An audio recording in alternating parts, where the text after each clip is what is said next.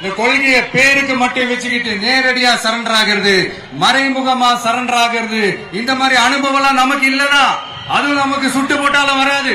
அவங்களோட இயலாமையை மறைக்கிறதுக்காக இந்த ஏ டீம், பி டீம் இதெல்லாம் கூட சேர்த்துக்கிட்டு ஒரே விஷயத்த சொல்லி அழுகுறாங்கல்ல.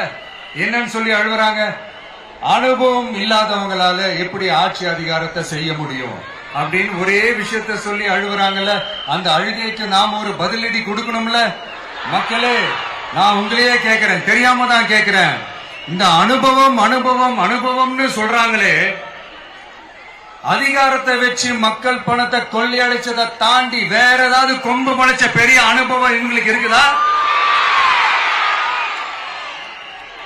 அடுத்தவங்க ஆரம்பிச்ச அரசியல் கட்சியில, அடுத்தவங்களுடைய அட்ரஸ்ல அரசியல்வாதிகளா இருந்துட்டு இருக்கிற இவங்க எல்லாருக்கும் ஒரு சவால். என்ன மாதிரி தனியா, என்ன மாதிரி சொந்தமா ஒரு கட்சி ஆரம்பிச்சு 1% அட்லீஸ்ட் 1% வாக்கு வாங்கி காட்டுற அந்த தில் இருக்குதா, திராணி இருக்குதா? 30 வருஷமா மக்கள் இயக்கமா இருந்து இன்னைக்கு மிகப்பெரிய ஒரு அரசியல் கட்சியா வளர்ந்து இந்த கூட்டணி கட்சிகள் மட்டுமே நம்பி இருக்கிற 75 வருஷ கட்சி, 50 வருஷ கட்சின்னு இன்னைக்கு ஆட்சி அதிகாரத்தில் இருந்துட்டு இருக்கிற இவங்க எல்லாரையும் மீறி இன்னைக்கு களத்துல தனியா நின்னு இந்த 2 வருஷத்துல முதன்மை சக்தியா வளர்ந்து 30% தாண்டி இன்னைக்கு மக்கள் ஆதரவை பெற்றிருக்கிற நமக்கு அனுபவம் இல்லையா? உங்களுடைய அனுபவம் என்னன்னு சொல்லட்டுமா? கட்சி ஆரம்பிச்ச அண்ணாவை மறந்தது, கட்சி ஆரம்பிச்ச எம்ஜிஆர் அவர்களை மறந்தது, கட்சியை வளர்த்த ஜெயலலிதா மேடம் அவங்களை மறந்தது.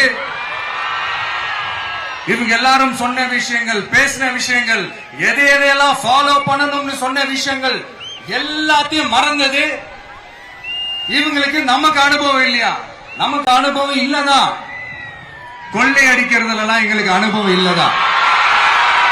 அதெல்லாம் எங்களுக்கு சுட்டு போட்டாலும் வராது. இந்த கொள்கையை பேருக்கு மட்டும் வச்சுக்கிட்டு நேரடியா சரண்டர் ஆகிறது, மறைமுகமா சரண்டர் ஆகிறது, இந்த மாதிரி அனுபவம் நமக்கு இல்லதான். அதுவும் நமக்கு சுட்டு போட்டாலும் வராது.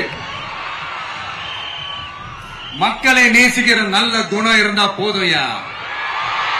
நல்ல சூப்பரான ஒரு நல்லாட்சி கொடுக்கலாம். நல்லாட்சி கொடுக்கிறதுக்கு மெத்த படிச்ச மேதாவிகளா இருக்கணும்ல ஒன்னும் அவசியம் இல்ல.